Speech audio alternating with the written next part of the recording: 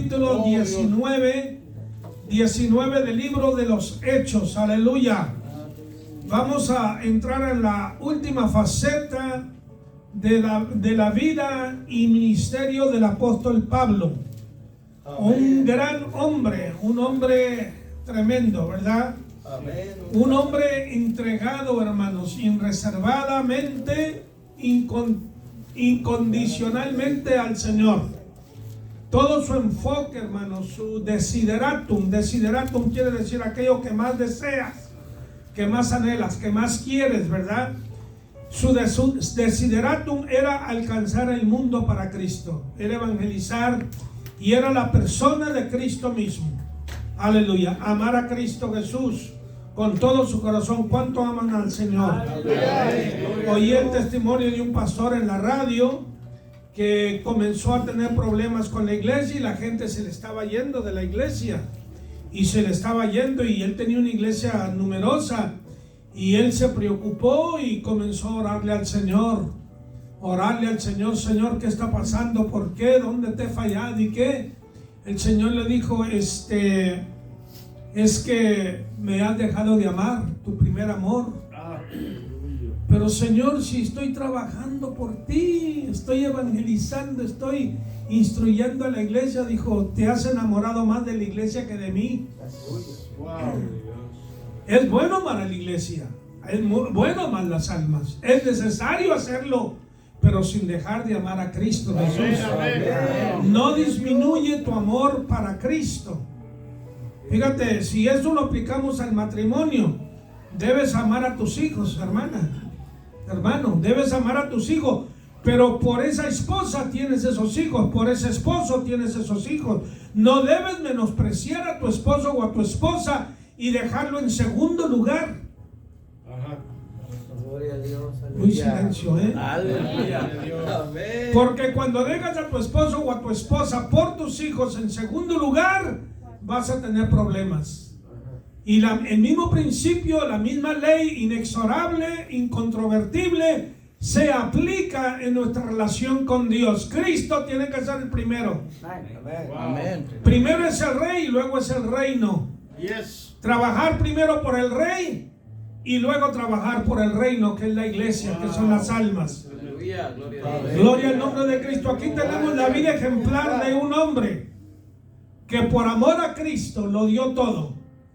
Y dijo, sed imitadores de mí como yo lo soy de Cristo. Y él escribe, ¿verdad? Allá en el capítulo 13, 1 de Corintios, cuando habla del amor. El amor todo lo puede, todo lo cree, todo lo soporta. El amor a Cristo todo lo puede, todo lo cree, todo lo soporta por amor a Cristo Jesús. Amén. El amor de Cristo para nosotros. Hoy estaba escuchando, hermanos, en YouTube el testimonio de este hermano que dice que el Señor le enseñó cuando él fue crucificado, cómo estaba el Señor atado y cómo estaban dos verdugos, uno aquí y otro acá, dándole, hermanos, con cuerdas, con látigo. Esos látigos, hermanos, a la punta de esas cuerdas tenían hueso, tenían madera, tenían algo, hermanos, para cortar la piel. Y cuando le dieron a Jesús despiadadamente, dice que tiró un grito horrible. El dolor era fuerte. Por eso Dios le confió a Cristo la salvación de las almas. Óigame bien, mire, vamos a entrar un poquito aquí. Quiero presentar esto, ¿verdad? Sin usar de filosofía ni teología profunda, nada de eso. La función de Cristo es salvar a la humanidad. ¿Está entendiendo? Amén. Ese trabajo se le delegó el Padre al Hijo. El Hijo tiene, hermanos, la responsabilidad ineludible de salvar la humanidad. Cristo aceptó ese reto, esa responsabilidad. Y le costó, pero que le costó. Ahora no me digas que Cristo soportó el dolor porque Él era Dios. No, Él no era Dios cuando Él estaba siendo atormentado. O sea, no sufrió como Dios, es lo que estoy queriendo decirte. No usó de sus atributos divinos para aguantar el dolor, el tormento, la tortura. Él sufrió como tú y yo hubiésemos sufrido en lo natural. Amén. Y Dios descargó en la persona de Cristo, Dios descargó, hermanos, vació en él todo el peso del castigo por el pecado, no solamente tuyo y mío, sino de toda la humanidad. Amén. Aleluya. Para eso, hermanos, se requiere mucho amor. Yo no comprendo ese amor. Yo no lo comprendo. Lo leo, me puedo imaginarme en mi mente finita, pero no lo comprendo. A tal grado que a veces pregunto yo, Señor, ¿me amas? ¿Me amas tú? Porque cuando uno pasa por pruebas, hermano, que uno considera para Cristo no son nada. Y lo que uno sufre en esta vida no es nada en comparación a lo que Cristo sufrió. No es nada. Pero cuando uno, hermano, pasa pruebas por años y años y años y está batallando y luchando, que es un tormento que desea uno mejor la muerte que la vida. Santo Dios. Usted no sabe lo que es sufrir hasta que desea la muerte. La Biblia tenemos caracteres que desearon la muerte. Moisés la deseó, Job la deseó, Jeremías la deseó, Elías la deseó, la muerte. Fíjese bien, atravesaron momentos muy difíciles en ellos, pero aún todo ese sufrimiento, hermanos, lo hace a usted, lo confunde. Señor, ¿dónde está tu amor? Que te interesas en mí, que me amas desbordadamente, inexplicablemente. Pues sí, hermano, porque nos está formando lentamente a su imagen. ¿Está entendiendo? Él nos está formando, nos está moldeando.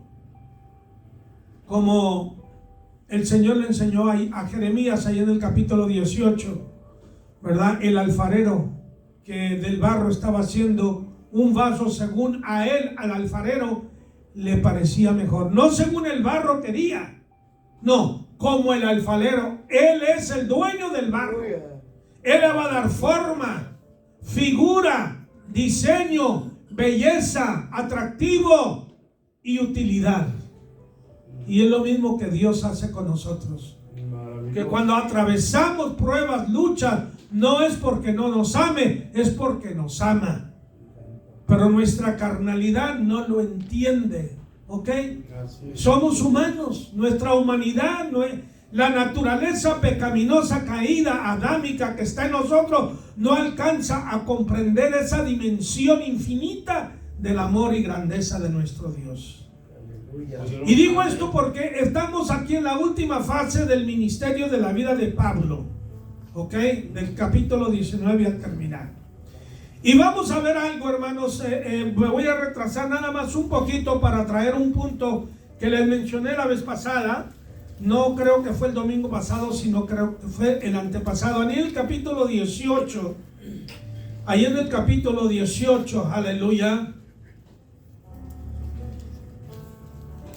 tenemos, vamos a, desde el versículo 5.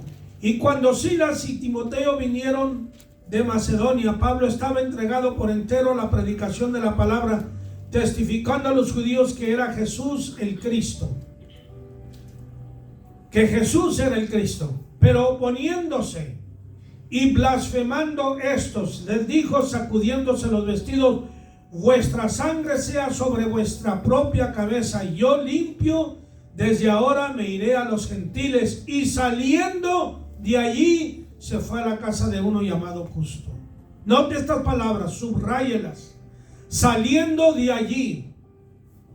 Primero, hermanos, aquellos hombres blasfemaron, se opusieron a Pablo. Aleluya. Y Pablo, sacudiéndose los vestidos, les dijo: vuestra sangre sea sobre vuestra propia cabeza. Palabras que los que crucificaban a Jesús, los responsables por llevarlos a la muerte, por solicitar que Cristo fuese crucificado, dijeron: su sangre sea sobre nosotros y sobre nuestros hijos. ¿Sabe usted lo que eso implica? Ellos mismos están sentenciados a sus hijos, a sus nietos, a que lleven el peso del pecado de ellos. Y no cualquier pecado de adulterio, de asesinato, no. El pecado más grande no es asesinato, no es aborto, no es adulterio. El pecado más grande es rechazar a Cristo Jesús. Amén. Amén. ¿Sabes por qué? Porque todos esos pecados que acabo de mencionar, Cristo los perdona si te arrepientes. Y te lava el alma, te la limpia. Aleluya. Pero cuando rechazas a Cristo Jesús, no hay salvación, no hay perdón. Y estar ausente de Dios, hermano, eso es lo más horrible. El hombre no puede imaginarse. Porque aún en este mundo, fíjate bien, este mundo lleno de maldad y de pecado, la gracia de Dios está en este mundo. El favor de Dios, el Espíritu de Dios está aquí todavía. El día que Dios, hermanos, se lleve al Espíritu Santo, pobre mundo. Ok, pero lo que quiero decirle es esto, compararlo. Vaya usted ahorita al capítulo 24 de Mateo, capítulo 24, y va a ver algo de las mismas palabras que hallamos aquí, y esto lo llevamos porque parece que hay como un paralelo. Fíjese bien, noto yo un paralelo. Esto soy yo, no, el Espíritu no me dijo esto, ¿verdad? Me lo está enseñando. Pero digo, esto es algo que el Señor me ilumina, como a veces, ¿verdad? Leyendo partes, el Señor me ilumina su palabra. Aleluya.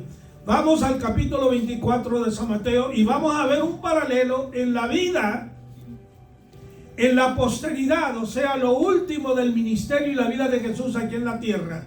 Paralelo con lo que Pablo está atravesando allá. ¿Ok? Mire, en el capítulo 23, versículo 37... de Mateo, Jesús, subiéndose al monte, lloró sobre Jerusalén y dijo: Jerusalén, Jerusalén, que matas a los profetas, apedreas a los que te son enviados. Cuántas veces quise juntar a tus hijos como la gallina junta sus polluelos debajo de las alas, y no quisiste. Y yo quise, pero tú no quisiste. Wow. He aquí vuestra casa os es dejada desierta. ¿Qué les acabo de decir? Que lo más horrible es estar ausente de Dios. Que Dios nos dé la espalda. Eso es lo más horrible.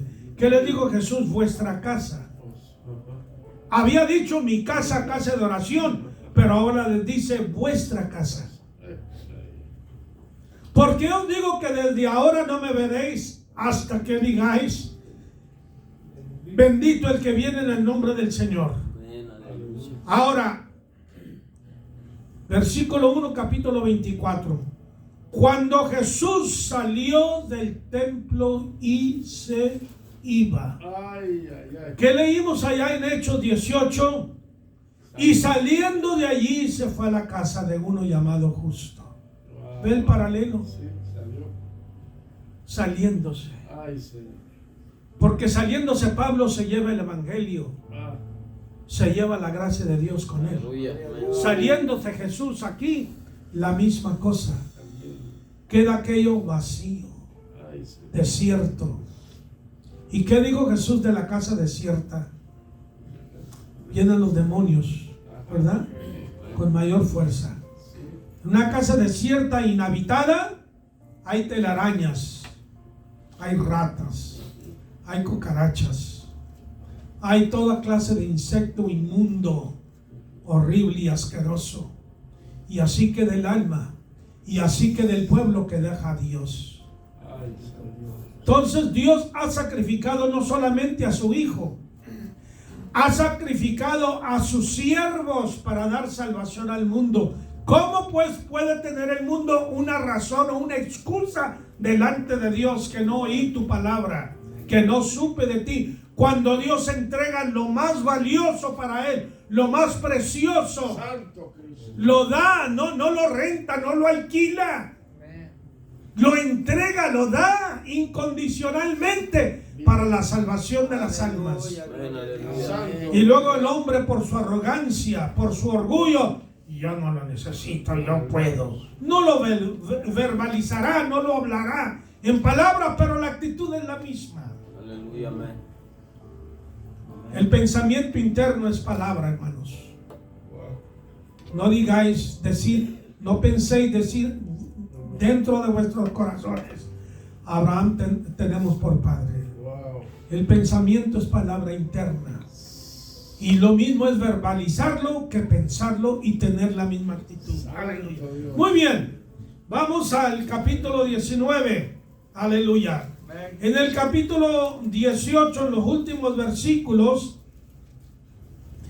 dice el versículo 24: llegó entonces a Éfeso, un judío llamado Apolos, natural de Alejandría, varón elocuente, poderoso en las escrituras. Era como tipo de evangelista, de predicador ambulante, ¿verdad?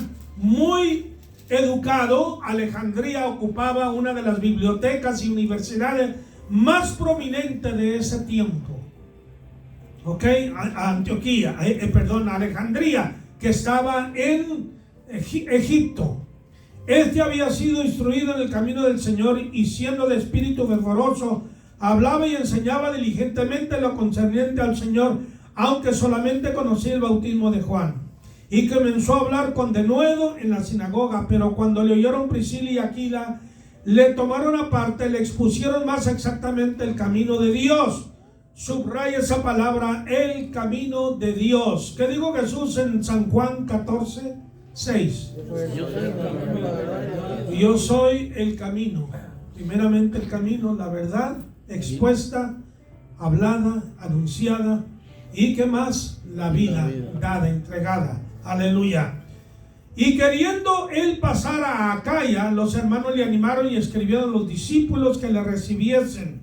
Muy bien, Acaya, hermanos, la región de Acaya es donde estaba Corinto, la ciudad de Corinto, ¿ok? Era un territorio de griegos, de gentiles. Ok, había judíos, como los hay aquí también, ok, pero allá había judíos, pero llegó allá este hombre, porque luego en el capítulo 19, versículo 1 dice: aconteció que entre tanto Apolos estaba en Corinto. Ok, ya hemos hablado bastante de esta ciudad de Corinto, una ciudad grande, comercial, opulenta, hermanos, mucho libertinaje, mucha sensualidad, mucho pecado, mucha idolatría, etc. Apolos llegó allí, pero no llegó antes sin primeramente conocer con mayor exactitud el camino del Señor. Tener convicción, conocer y tener convicción de lo que vamos a hablar. Porque si no hay convicción, no se habla con autoridad. Una de las razones por causa del éxito de los apóstoles en medio de tanta oposición, fíjese bien, posición no solamente de su pueblo, de los judíos, sino también de los gentiles, hermanos. Una de las razones era la convicción que ellos, hermano, tenían dentro de ellos. Ajá. Wow. Mire, hermanos, la palabra de Dios ha tenido efecto y efectividad hasta el día de hoy, precisamente por esa convicción de los primeros discípulos, seguidores de Cristo Jesús. Véase usted lo que hace una convicción en Cristo. No solamente estar persuadido es una cosa, estar convencido es más fuerte que persuadido. Pero tener una convicción es aún más fuerte que tener, hermanos, una ¿qué dije? Convicción, sí. Tener, hermanos, una convicción profunda aleluya, de quién es Cristo, nada me va a cambiar. No voy a cambiar mi punto de vista, no voy a cambiar mi manera de ser, no voy a menguar en mi fe. En cuanto a esto, tengo una convicción y por una convicción yo muero. ¿De verdad o no? Por una convicción yo muero. Y a eso se atribuye en gran parte el éxito de los apóstoles y el éxito de que el evangelio esté con nosotros hasta el día de hoy. Amén. Cuando las mujeres fueron a ver el sepulcro vacío, cuando a Pablo y Juan, Pedro y Juan fueron y hallaron el sepulcro vacío, eso creó en ellos una convicción profunda. De tal manera que no les importó la guillotina, la espada, la cárcel, la prisión, no les importó nada. Estaban plenamente convencidos, persuadidos, convencidos y tenían una convicción profunda, arraigada. Y es lo que tú y yo, fíjate bien lo que te voy a decir, tenemos que tener, porque vienen tiempos muy malos. Es cierto. Aleluya. Pero muy malos. No, el COVID, ese COVID-19, no, hombre, no. Es pan comido. No, eso es como comer chupaletas, hermano, eso no es nada. Lo que viene es algo mucho más fuerte. Y ya se ha desatado esta guerra que hay allá, hermano, en el Mediano Oriente. ¿No cree usted que va a parar? Esa va a seguir más fuerte todavía. Aleluya. Amén. Y va a involucrar a los Estados Unidos. Si no, usted se vino acá oyendo, pues no se sorprenda que le van a reclutar a su hijo para que vaya al servicio militar. Estoy hablando lo que sé, hermanos, en serio. It's gonna happen, va a suceder. Y no muy tarde de aquí. Le van a dar ciudadanía, sí, se la van a dar. Pero recuerda que una vez ciudadano, tú tienes que estar dispuesto a dar tu vida. ¿Quieres quedarte aquí? No, hermano, yo vine a ganar dinero. Pues sí, está bien. Tú tienes tu agenda. El gobierno tiene otra agenda para ti, más bonita, más atractiva. Gloria a Dios, nos vamos. Y plagas van a venir porque la Biblia lo habla de ello. Mucho más grandes que la que ha venido, hermano. Y si no tenemos nosotros una convicción profunda de quién es Cristo Jesús, no vamos a prevalecer. Por eso la Biblia habla de la apostasía que viene. Pablo habla de ello, escribiendo a los tesalonicenses. Amén. Es muy necesario, hermano. Mira, el pastor no puede hacer todo por ti, entiéndelo, hermano. Tú tienes que llevar tu cruz, yo tengo que llevar mi cruz. Aleluya. Ok, tú tienes que caminar el camino angosto. El pastor no lo va a caminar por ti. Él te va a ayudar aconsejándote, orando por ti, dirigiéndote. Es una ayuda, pero él no puede hacerlo todo. Tú tienes que esforzarte, mis queridos hermanos. Aleluya. Amén. Aleluya. Amén. Gloria a Dios. ¿Estamos acaso en la última etapa de nuestra vida? La Biblia habla de los postreros días. Aleluya. ¿Tú crees que estamos viviendo los postreros días? Amén. Aleluya. En el cierre del tiempo, en el cierre de la historia como la hemos conocido, previo a que el Señor venga y venga por su iglesia. Aleluya. Vamos pues a la lección, hermanos. Aconteció que entre tanto que Apolos estaba en Corinto, qué visión de hombre, ¿verdad? Qué anhelo, qué entusiasmo. Eso, el trabajo evangelístico, de eso se trata. Yo he hecho un poquito el trabajo evangelístico, nada espectacular, pero lo he hecho un poquito, ¿verdad? En una medida pequeña. Y yo no traigo una visión muy grande, hermanos. Voy a conquistar este barrio para Cristo, voy a conquistar esta ciudad para Cristo. El pastor está trabajando con la gente y yo he sido pastor también, hermano, y ay, Señor, los amamos mucho, mis hermanos, pero no me den tanto trabajo, porque me quita la visión.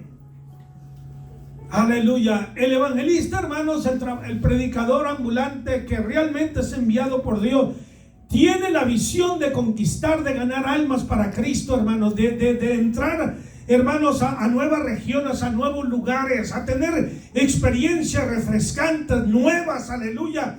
Y esto puedo ver, hermanos, aleluya, este evangelista, Apolos, aleluya. Estaba en Corintios Pablo, después de recorrer las regiones superiores. Hablemos un poquito de Éfeso, que era la capital y centro principal de la provincia romana en Asia Menor, era otro nombre que se le daba, aleluya. Y que ahora esa región es el país de Turquía, que está al norte de Israel. Inmediatamente al norte de Israel está Siria, ¿ok? Y después está Turquía, que geográficamente es grande en comparación, vamos a decir, con la tierra de Israel o de Siria. Turquía es grande. Ahí estaban las 7 iglesias descritas en el capítulo 2 y 3 del Apocalipsis. Aleluya. Había más iglesias allí y en otros lugares, pero el Señor dirige la palabra a esas 7 iglesias, las cuales, hermanos, son simbólicas quizá o representativas de lo que es la iglesia a través de 2000 años de historia. Aleluya. Gloria a Dios.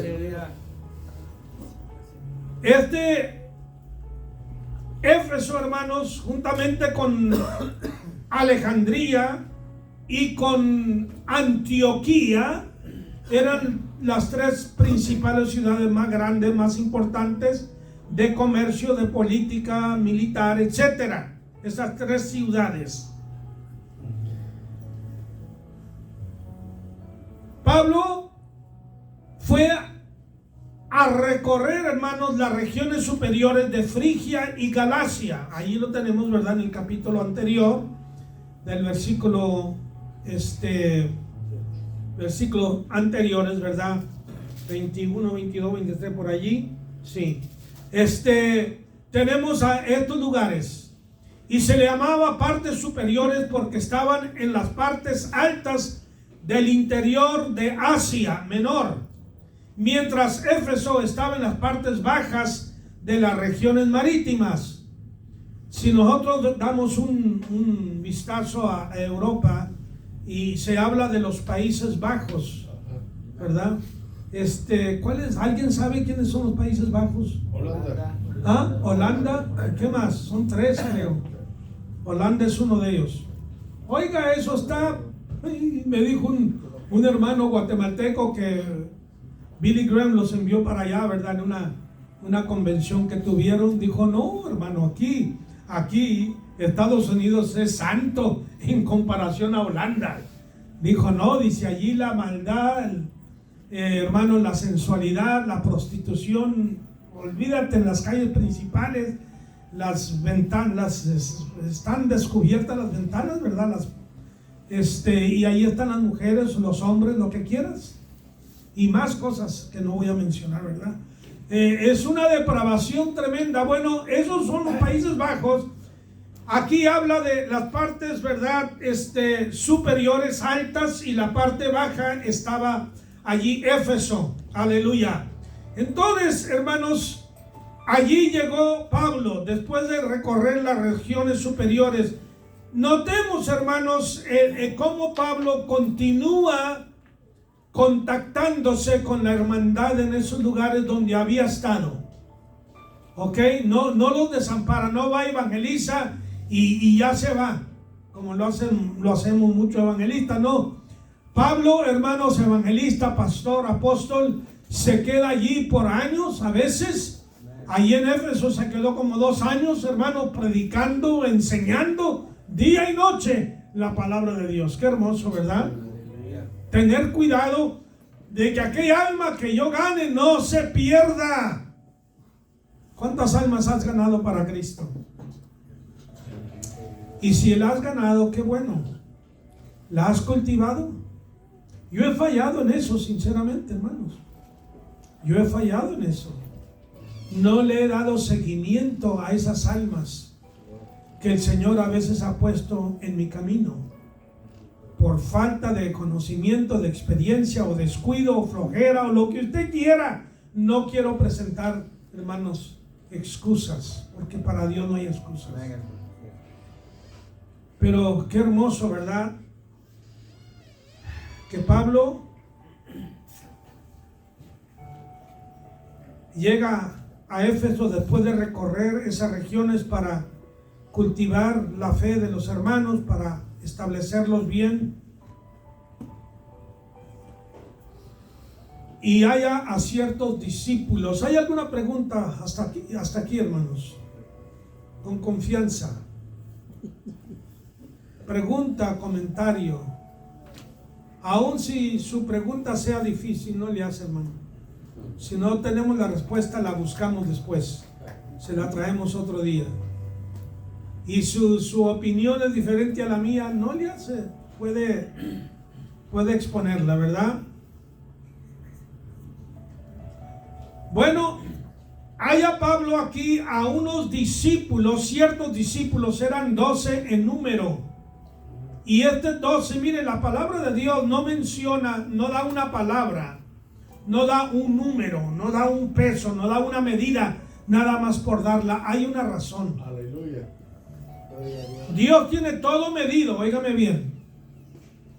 Dios tiene todo pesado. Pesado ha sido en balanza y es hallado falto. Le dijo el profeta Belsasar. ¿Recuerdan ustedes allá en Babilonia?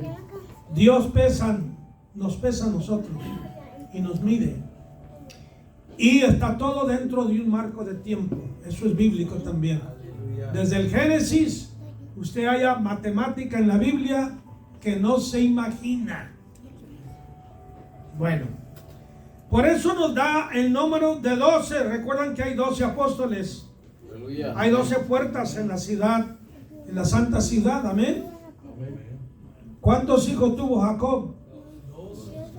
12 tribus, ¿no? Ok. Entonces, hermanos, allí Pablo halló a estos hombres. Y dice la palabra: ¿recibiste el Espíritu Santo cuando creísteis? Y ellos le dijeron: ni siquiera hemos oído si hay Espíritu Santo. Ay, Señor. Mire usted, hermano, cuántas denominaciones hay con miles y miles y miles de miembros. Iglesias en todo el mundo. Yo pertenecía a algunos de esos movimientos y oigan, las convenciones generales, como que había cierto aire de orgullo. Tenemos iglesias en 80 países y tenemos iglesias aquí, allá y allá. Pues qué bueno, ojalá que siga creciendo. Y ya han recibido el Espíritu Santo. Gloria a Dios. Porque la fe de muchos es solamente mental. Acepta a Cristo, di esta oración y ya eres salvo. Sin que haya convicción de pecado, sin que haya remordimiento de pecado, sin que haya realmente una genuina transformación y regeneración del alma, solamente repite esto y ya. Y se agarran de ciertos versículos, ¿verdad? Por ejemplo, cuando Felipe le dijo al eunuco: si crees, creo que Jesús es el Hijo de Dios. Así es el ser salvo. La Biblia no necesariamente te da todos los detalles de lo que sucedió. ¿Me hago claro, hermanos? Te dice en breves palabras lo que sucedió, pero no necesariamente y exhaustivamente te dice todo lo que sucedió allí. ¿Cuál fue tu experiencia cuando conociste a Cristo, hermano? Bendito Dios, aleluya. ¿Sentiste remordimiento? ¿Te trajo convicción el Espíritu Santo? Aleluya. ¿Te quebrantó el Señor por tu pecado? Aleluya. A mí, conmigo sí lo hizo. Y no estoy diciendo con eso que todos tienen que tener la misma experiencia que yo tuve, no. Pero yo he estado en muchos servicios, hermano, cuando veo que la gente, el Espíritu Santo les trae convicción realmente. Y hay un genuino arrepentimiento y hay un quebrantamiento delante de Dios, de verdad. Amén, gloria a Dios. Ahora, note usted que estos eran ya creyentes. No habían sido todavía iluminados o no tenían toda la revelación de quién era la persona de Cristo. Habían sido bautizados en el bautismo de Juan. ¿Cuál era el bautismo de Juan? De arrepentimiento. Recuerden, cuando vino Juan, ¿qué fue lo primero que dijo Juan? Dad $100 y Dios te da 1,000. Da 1,000 y recibirás 10,000. Pero aquí, no, allá no le des al otro, no. A mí me lo tienes que dar. Porque yo soy el que te estoy predicando eso. No, hermano, arrepentimiento. Da la vuelta. Haz una U-turn. ¿Ok? Deja el pasado. Deja aquello. Y ahora dirígete a Cristo, a la vida eterna. Arrepiéntete de lo que has hecho. Ya no lo acaricies. Ya no lo cultives en tu mente, en tus emociones. Ya no apetezcas aquello.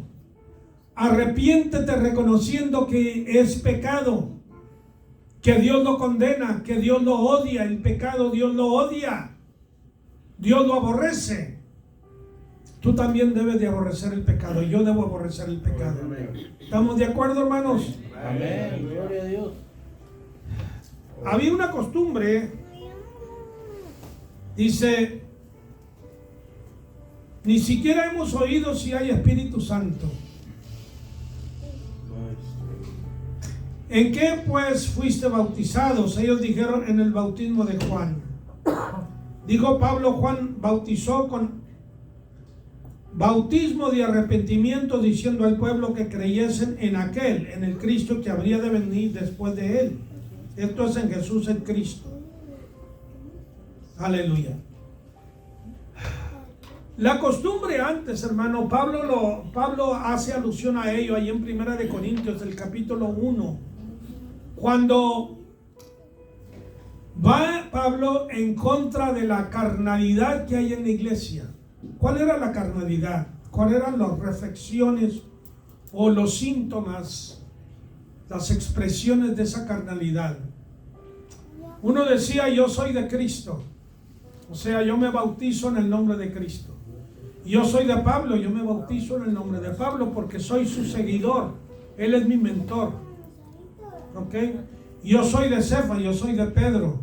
Era costumbre que estos rabinos, fíjese bien, estos rabinos tenían discípulos, tenían seguidores, tenían gente que los seguían, que creían en su enseñanza. Y luego aquella persona se bautizaba en agua en el nombre de ese líder religioso. ¿Ok? Ese era el bautismo que ellos tenían y se apoderaban de ese nombre. ¿De quién eres tú? Yo soy de Pablo, yo soy de Cefa. Esa era la carnalidad que había allí en Corinto. Bueno, algo parecido está aquí. Habían sido bautizados en el nombre de Juan para arrepentimiento solamente, pero todavía les faltaba algo más. La misma cosa le pasó a Apolos, un gran predicador, poderoso en las escrituras, pero necesitaba algo más todavía. Aleluya. Y lo que me mueve a mí es la humildad de Apolos y la humildad de estos 12 discípulos para aceptar y recibir la palabra, el consejo. No lo sé todo, no lo tengo todo, tengo que aprender. Qué bonito es aprender, ¿no, hermanos? Amén, amén. ¿Por qué cuando estábamos niños, por qué fuimos a la escuela? ¿Porque éramos muy sabios? ¿Sabíamos todo? Sabíamos escribir, matemática, leer, nada, ¿verdad? Sabíamos. Ahí lo aprendimos. Bueno, aquí vamos a aprender algo más. Vamos a aprender no solamente que el bautismo de Juan para arrepentimiento es necesario, o el arrepentimiento más bien es necesario, es conocer a Cristo Jesús como Salvador. Pero hay algo más que ello. Jesús habló de la venida del Espíritu Santo, ahí en Juan, el Evangelio de Juan.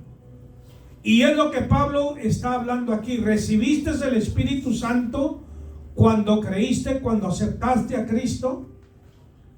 ¿Alguien quiere comentar, hermanos? Hable algo, por favor. Sí, mi hermanito. Tengo una pregunta, hermano.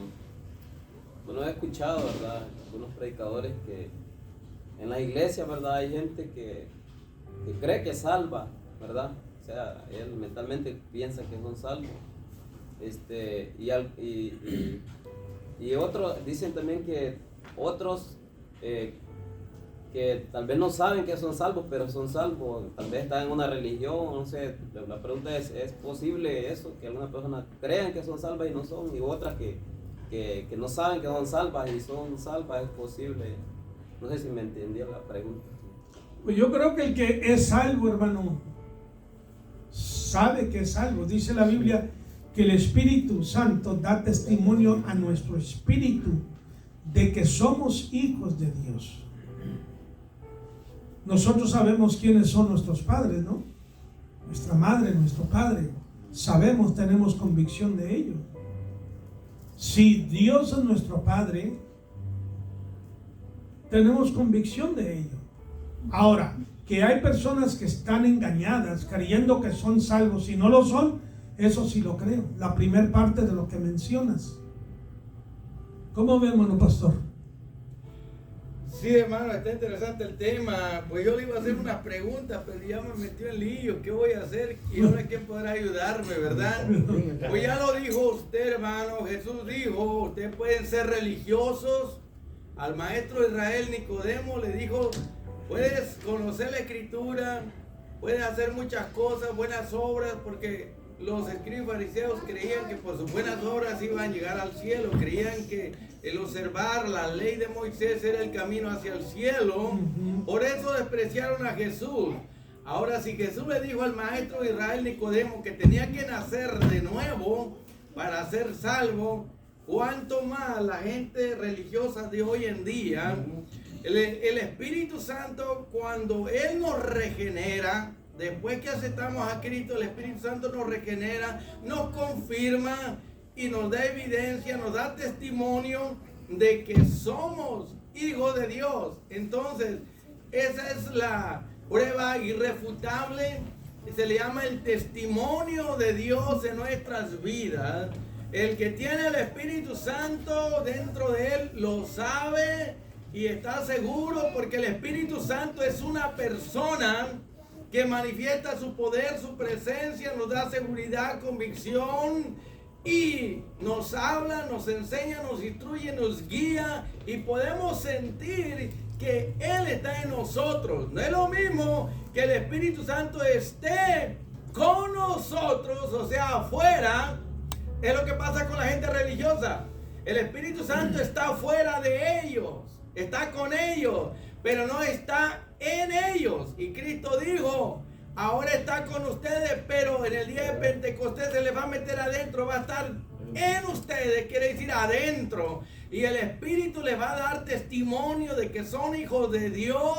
Se va a manifestar en ustedes, los va a guiar, los va a enseñar, los va a instruir. O sea, la persona del Espíritu Santo, dijo Jesús, va a hacer el trabajo que yo inicié, que yo comencé. Amén. Entonces, el que no tiene el Espíritu de Cristo, ese tal no es de Él. Pero el que tiene el Espíritu Santo, por ejemplo, en mi caso, yo sé que el Espíritu de Cristo, el Espíritu Santo está en mí. ¿Por qué lo sé? Por el fruto. Porque ya no tomo, no veo, no me endrogo, no adultero, no fornico, ya no peco como antes. Tengo el testimonio del Espíritu Santo. Aleluya. Él me da poder para vivir en santidad, para vivir una vida de victoria, de triunfo. Yo sé que el Espíritu Santo vive y está en mí, estará conmigo para siempre. Hay fruto, hay evidencia, hay pruebas. Entonces, si alguien, hermano, no tiene el testimonio de Dios, no tiene una vida cambiada y transformada, si no es una nueva criatura, si no vive victoria y triunfo, si no vive una vida nueva, si no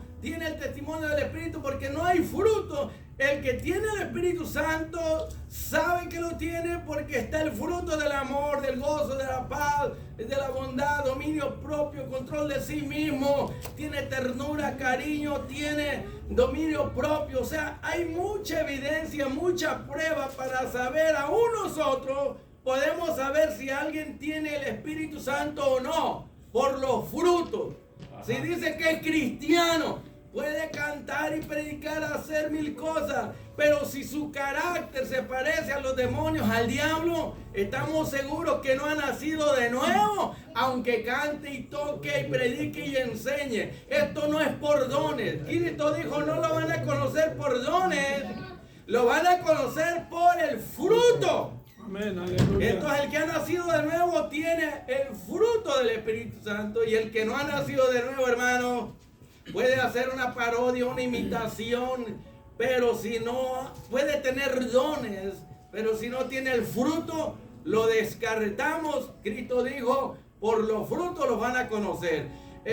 Yo quiero hacer una pregunta, hermano, de una vez. Sí, mi hermano. El bautismo de Juan se realizó bajo la gracia o bajo la ley.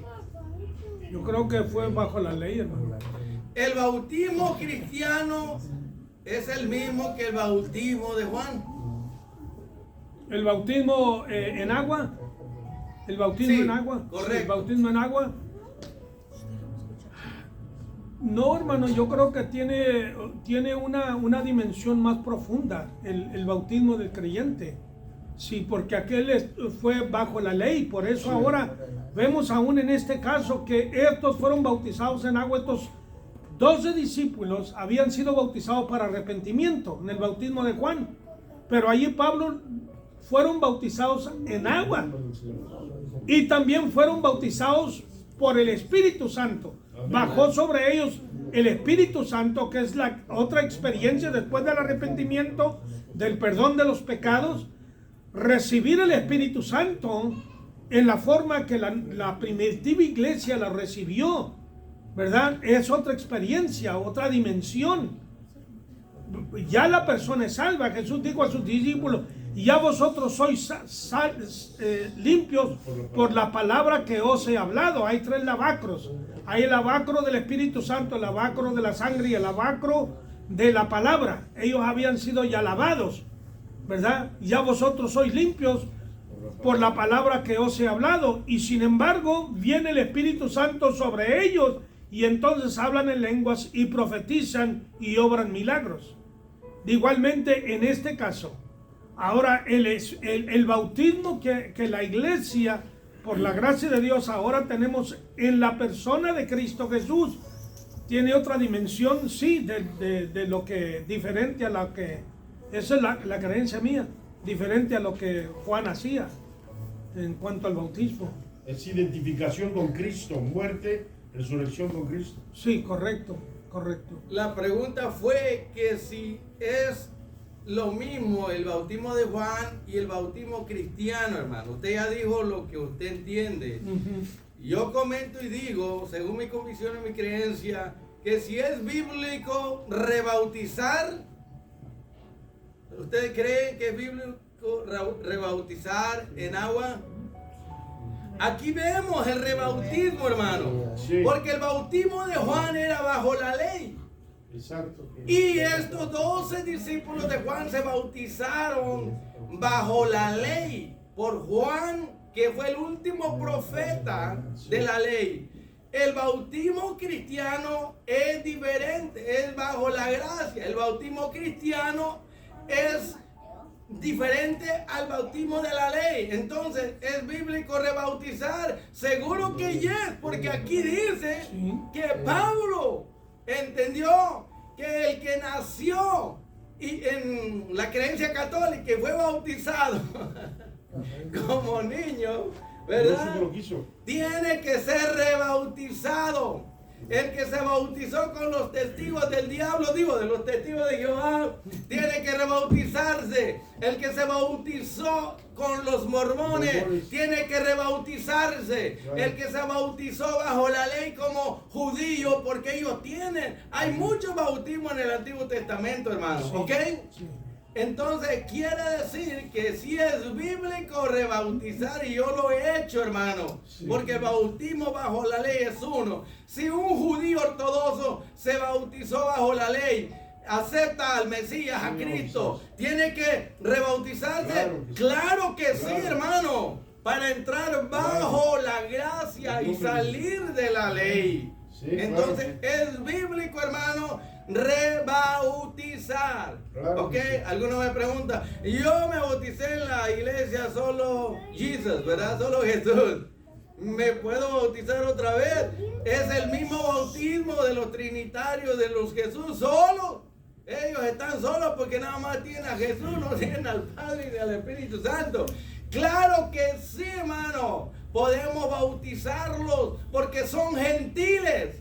A los judíos se les ordenó bautizar en el nombre de Jesús. ¿Por qué? Pregúntenme por qué, hermano. ¿Qué, pastor? Porque ellos ya creían en Dios el Padre. Ya creían en el Espíritu Santo, ¿sí o no? Pero no creían en el Mesías, en el Salmo capítulo 2, donde dice, besá al Hijo, porque va a venir el Mesías. Entonces, un judío ya cree en el Padre, ya cree en el Espíritu Santo, pero al entregar su vida a Cristo está confirmando al Padre, al Hijo, al Espíritu Santo. Pero nosotros, a los gentiles, vayan por todo el mundo y bautícenlos en el nombre del Padre, del Hijo y del Espíritu Santo. Pero es para gentiles, hermano. Pero los judíos, bautícense cada uno en el nombre del Mesías, de Jesús el Señor. Amén. Alábale que Él vive. Aleluya. Yo tengo una pregunta también. Sí, mi hermanito. Estamos hablando ahorita sobre el bautismo. ¿El bautismo del agua y bautizarse en el Espíritu Santo son dos cosas separadas o...? Sí, claro, el bautismo en agua es uno, es para confesión de los pecados. Eso es lo que están diciendo. Sí, simbolizando también una nueva vida, resucito de la muerte, del pecado, ¿verdad? A una nueva vida con Cristo Jesús. Ok, esa es una experiencia, ¿verdad? Que el hombre lo hace, ¿verdad? El pastor o que predicador sea te bautiza. Pero aquí vemos, como en el día del Pentecostés, que descendió el Espíritu Santo. Otra cosa muy diferente es el Espíritu Santo que descendió y trajo una llenura del Espíritu. Aleluya. ¿Verdad? Y vemos la manifestación de los dones. Y hubo milagros, aunque antes de ser bautizados los discípulos también obraron milagros. Jesús los envió de 2 en 2. Pero no fue una comisión, hermano.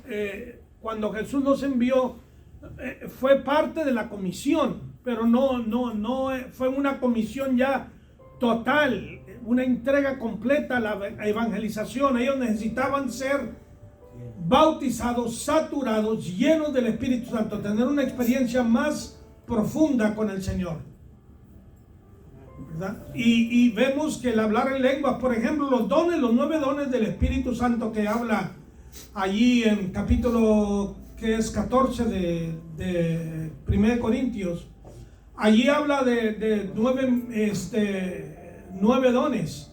7 de esos dones fueron ejercitados en el Antiguo Testamento. 7 de los 9 dones. Los únicos 2 dones que no fueron practicados en el Antiguo Testamento fue el hablar en lenguas e interpretación de lenguas. Profetizaron, hicieron sanidades, hicieron milagros, etcétera, pero no hablaron en lenguas. Ahora muchos dicen que es un don menor. Otras denominaciones, bautistas, metodistas, etcétera, dicen que es un don, en otras palabras, que no tiene significado, que no tiene importancia, que eso no es lo más grande, que el amor es lo más grande. Pues sí, es más grande el amor que el hablar en lenguas, pero de ninguna parte dice la Biblia que el hablar en lenguas sea un don menor. El hombre lo ha calificado así porque lo desprecia, y lo desprecia porque es por el orgullo que hay en la persona. Yo no hay otra cosa más que el orgullo. Vamos a la iglesia con cierta dignidad y se nos hace muy bochornoso humillarnos, quebrantarnos. Pablo habla extensamente del hablar en lenguas. Dice que no impidáis el hablar en lenguas. Aleluya. Enseña cuándo, cómo usarla, pero dice claramente no impidáis el hablar en lenguas. Y a los tesalonicenses dice no menospreciéis las profecías. Ahora que venía escuchando un poquito, ¿verdad? Una crítica. Estos hombres critican todos siervo de Dios, que Dios le da una revelación, que Dios le da un sueño, una visión, los critican y los califican como falsos profetas. Y buscan cualquier palabra, cualquier cosita, hermanos. Yo puedo comprobar bajo ese mismo criterio que ellos que están criticando también son falsos profetas. Porque la palabra profeta no solamente en la Biblia, en el original, no solamente se refiere a aquella persona que predice el futuro. ¿Ok? Aquel que articula la palabra, que habla, que predica la palabra, tiene un elemento de profecía en la predicación. Pablo lo hace conocer esto ahí en Hebreos capítulo 4 versículo 12. Dice que la palabra de Dios es más cortante que toda espada de dos filos, que alcanza, ¿verdad?, a partir el alma, los tuétanos, los huesos, ¿verdad?, usando metáfora para hablar de que Dios llega a los pensamientos, a las acciones, a las intenciones, a las actitudes, al carácter del hombre, etc. Eso es lo que hace la palabra. Eso es profecía en sí. Cuando alguien te predica y tú sabes que Dios te está hablando a ti, aunque no te nombre por nombre, esa es profecía. ¿Me entiende? Esa es profecía. Dios te está hablando por la palabra. No, hermano pastor, así es. Tiene un elemento de profecía la predicación. Bueno, eso es tan valioso como aquel que dice Dios me dio una visión o Dios me dio un sueño. ¿Qué dice ahí en Joel 12:28? Cuando se derrame el Espíritu Santo, vuestros jóvenes profetizarán, vuestros viejos verán visiones. Y es lo que estamos viendo en estos últimos días. ¿Por qué tanto profeta? Sí, hay profetas falsos, lo sabemos, hay predicadores falsos. Hay quienes profesan conocer a Cristo falsamente. La falsedad siempre va a haber en todos los lugares, hermano. Pero eso no hace nulo lo que habla la palabra de Dios. De que hay ministerios de profecía, claro, ningún profeta del día de hoy se compara o está al nivel de los profetas del Antiguo Testamento. ¿Ok? Ninguno de ellos. Porque ellos hablaron la palabra a existencia. La palabra no existía. La palabra fue dada a través de ellos, ¿verdad?, a existencia, vino a existir. El canon sagrado fue dado, ¿por qué? Por personas que hablaron por inspiración del Espíritu Santo, dice el apóstol Pedro. Así que esto es precioso, hermanos, la venida, la llenura del Espíritu Santo. A mí el Señor me bautizó al año de ser salvo. Y ya estaba yo de pastor en una iglesia cuando el Señor me bautizó en el Espíritu Santo. Y doy gracias a Dios. Pablo dice, yo hablo en lengua más que todos vosotros. Quiero creer que la mayor parte de su oración era en lenguas, para que hablara en lenguas más que todos ellos juntos. Quiere decir que era un hombre de mucha oración y que gran parte de la oración la hacía en lenguas. Eso por solamente hablar. Los americanos le llaman gibberish. ¿Cómo traduces esa palabra al español, Denny? Como que es algo basura, sin valor. Le llaman glosalía. Los bautistas en español llaman glosalía. Sí, no, pero en una forma despectiva le llaman gibberish, como algo que no tiene valor. En pura habladuría solamente. Ellos no saben ni lo que están hablando. No saben, es blasfemia. Sí, mi hermano. Yo creo que la pregunta de nuestro hermano Arturo tiene que ver con los tipos de bautismo, ¿ok? ¿De acuerdo, brother? Sí, ¿Cuál es la diferencia? Ok, en la Escritura encontramos varios bautismos. Tenemos el bautismo del Espíritu Santo, ¿ok? Y el bautismo en fuego, el bautismo en hablar en otras lenguas, el bautismo en agua, el bautismo en sangre. Tenemos como 7 tipos de bautismo para que no los confundamos, hermano, ¿ok? Así que el bautismo en agua es uno. El bautismo del Espíritu en hablar en otras lenguas es diferente. El bautismo en sangre es diferente. Cristo dijo, yo voy a ser bautizado con el bautismo en sangre, ¿entiendes? ¿Qué quiere decir? El bautismo significa ser sumergido en algo. Y en este caso, cuando el Espíritu Santo, ¿verdad?, viene a una persona, es sumergido en él. Y el Espíritu Santo va a producir un bautismo que es hablar en lenguas. Y el Espíritu Santo, hermano, va a obrar de tal manera que va a producir resultados diferentes. Pero el bautismo en agua, dijo Juan, yo lo bautizo a ustedes con agua, ¿ok? Pero después viene uno detrás de mí y él va a bautizar con Espíritu Santo en el día de Pentecostés, que van a ser sumergidos en el poder del Espíritu Santo, van a hablar en otras lenguas, pero van a ser bautizados en Espíritu Santo y fuego. Hay 7 bautismos en la Escritura, digo, para no confundirlos, hermanos. Y de esa manera vamos a darnos cuenta qué tan importantes son esos bautismos. Cuando alguien es golpeado y derrama sangre por la causa de Cristo, como los mártires, hermanos, que fueron flagelados, el Señor dijo: ustedes también van a ser bautizados en sangre, hermano. Es ser sumergido. Cristo fue bautizado en sangre porque fue sumergido. Él derramó su sangre en la cruz del Calvario, ¿ok? Cristo nos bautiza en fuego y tiene que ver con la prueba, nos sumerge en pruebas, y el fuego de Jesucristo en nosotros, ¿qué hace? Nos purifica, nos santifica. Cada bautismo tiene su función y el porqué y sus resultados, hermanos, y son necesarios para la edificación del cuerpo de Cristo. Ahora nos preguntamos, ¿salva todo esto? El bautismo en el Espíritu Santo es el único que salva, porque Él va a ser el que va a regenerar a la persona. Y si Él no lo bautiza a alguien con la regeneración de su poder, que es la regeneración del Espíritu, nadie, si no nace de nuevo, no va a poder ser salvo. Ahora, el bautismo en agua, uno se preguntan que es salvo. ¿Usted qué cree? Sí y no, ¿verdad? ¿Por qué? Porque tenemos solamente a un Salvador. No tenemos salvadores. Claro que si alguien está en el hospital y se está muriendo, acepta a Cristo y no se bautizó, ¿usted qué cree? ¿Se salva o no? Sí. Hay condiciones y circunstancias. El ladrón en la cruz. El ladrón. ¿Qué le dijo Jesús? Bájate y vete y bautízate. No, dijo, hoy estarás conmigo en el paraíso. Los 7 bautismos en la Escritura, cada uno tiene su propósito y su función y son necesarios, pero el único que salva es Jesucristo. Cuando Él bautiza a alguien, lo regenera, lo transforma con su Espíritu Santo y nace de nuevo y lo injerta en el cuerpo de Cristo, que es la iglesia. Amén. ¿Cuál es la iglesia verdadera?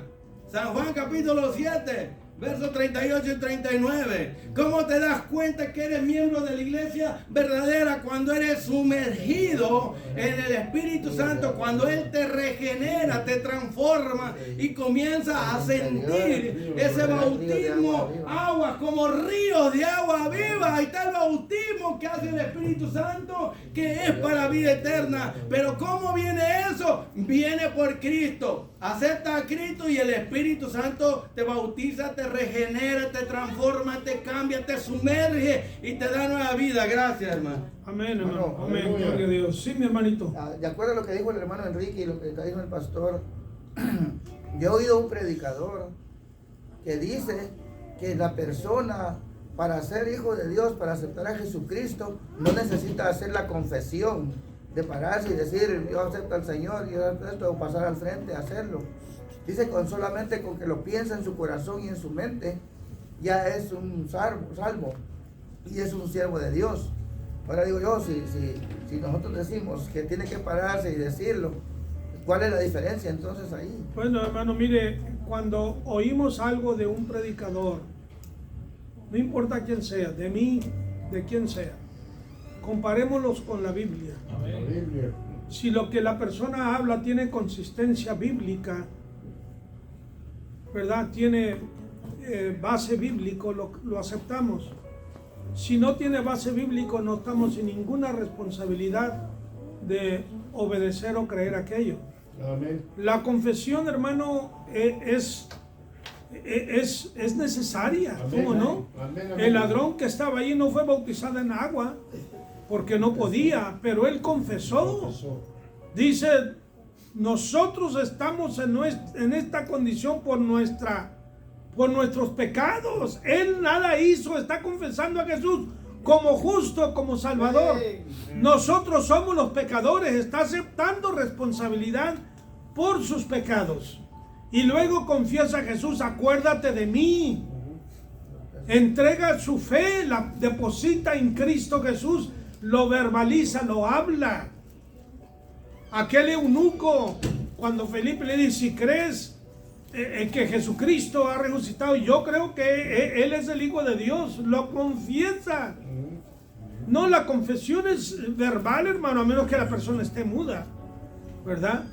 Pero yo sí. quiero refutar eso que se oye mucho por las redes sociales. El hermano lo escuchó ahí, yo lo he escuchado también. Pero ¿cómo vamos a refutar esto que dicen estos predicadores, hermano? Mire lo que dice Romanos capítulo 10. Vean conmigo en el versículo 8. Más que dice, cerca de ti está la palabra en tu boca y en tu corazón. Esta es la palabra de fe que predicamos. Número 1, que si confesares con tu boca que Jesús es el Señor, note lo que dice, y creyere en su corazón que Dios levantó de los muertos a Jesús, será salvo, dice. Porque con el corazón se cree para justicia, pero con la boca se confiesa para salvación.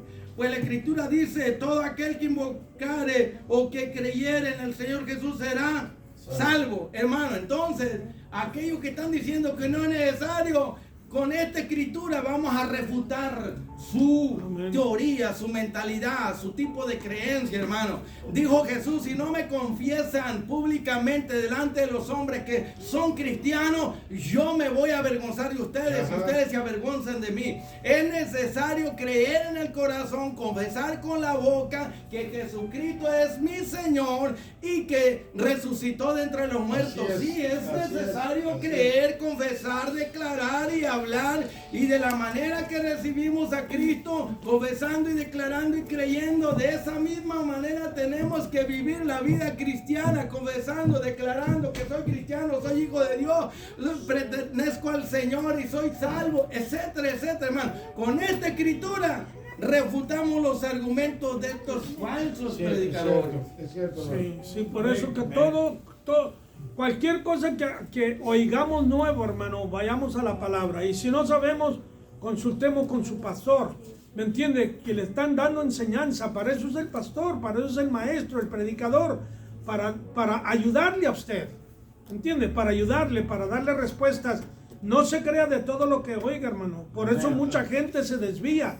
Hay gente que creyeron en el Señor, hicieron confesión, se arrepintieron todo, pero nunca se establecieron en una iglesia, que no es necesario. Es necesario, hermano. Sí.